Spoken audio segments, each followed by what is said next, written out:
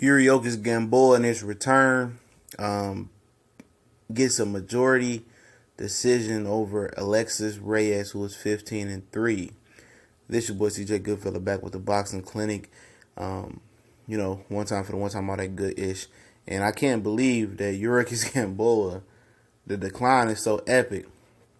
I think he won on the cards 95-94, 95-94, and 94-94.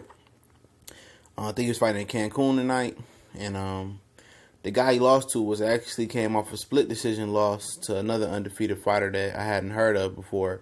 But in a comeback fight where, it should be tailored for you to look good to get other foes at the next level, next level competition.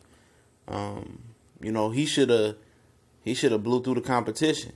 And I said after the last fight, I believe he should have retired. I think he's suffering from the same fate that Roy Jones did. And that fate is they were so reliable on their athletic ability and their reflexes. Once they lost even a quarter or a half step, they wasn't the same fighter. It was over with. People had figured it out that, they couldn't get by with the athletic ability, and with that unorthodox style, people started to catch wind and catch the trend.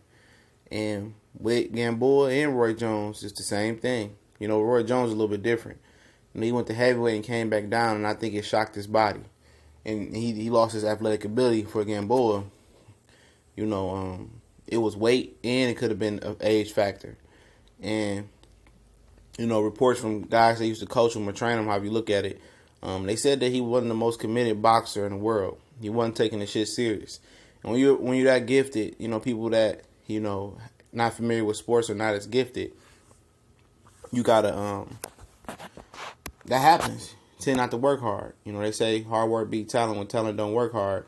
And that's indicative of, who Yuriorkis Gamboa has been. As far as what I understand in the gym, he tried to get by with his ability, his talent, and never worked too hard. With Crawford, he gassed out with Crawford.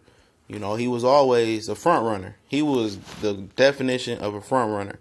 And for him to razorly slide by this guy should be a wake up call for him to retire.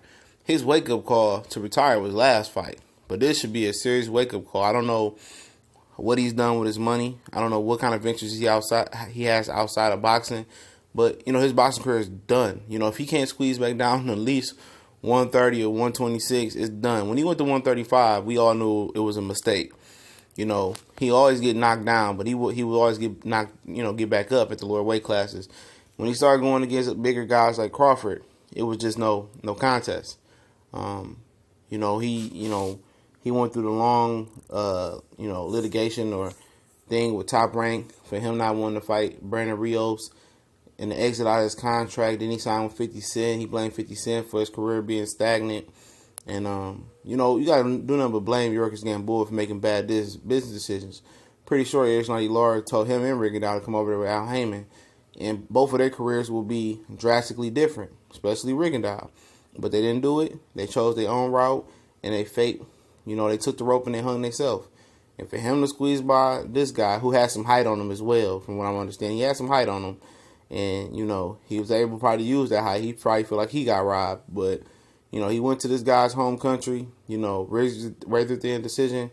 Hopefully he got a plan to get back to form, squeeze down the weight, and maybe, get a big fight, But if not, I think it's over. I think it's over with him regardless what he does. A lot of talent, but we never seen the pinnacle of Yuriorkis Gamboa. And, the time has passed and gone for him. But it's your boy CJ Goodfella. We gone.